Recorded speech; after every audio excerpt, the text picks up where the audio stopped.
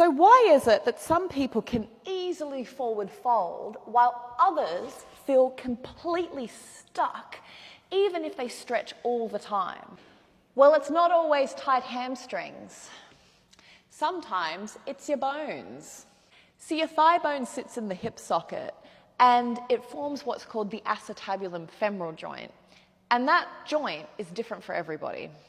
You see, in some people, the bones will meet a little bit earlier, which will form a bony block, and no amount of stretching will change it. And in some people, they have something called FAA, which stands for femoral acetabulum impingement, which is basically just a natural shape variation which causes the bones to clunk together and pinch whenever you fold. So what you might be feeling is more of like a pinch or a block or something kind of clunking together, not so much tightness. This is a super common condition. About 1 in 3 people have it. So instead of trying to push your way deeper, what you're going to do is this.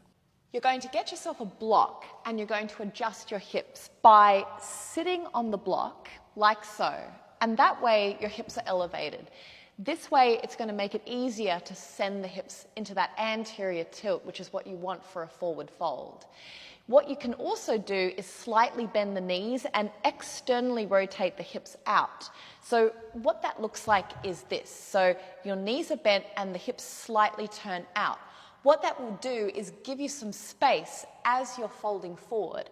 You can even elevate your knees with a bolster, like so, and maintaining that anterior tilt connection to the thighs, you'll be able to modify with a lot more ease and without so much pain and clicking. You're not doing it wrong. Your body's just built a little bit differently. Everybody at some point needs to modify in their yoga practice. It's not an uncommon thing. And if that helps, then follow me for more smart body awareness tips in yoga.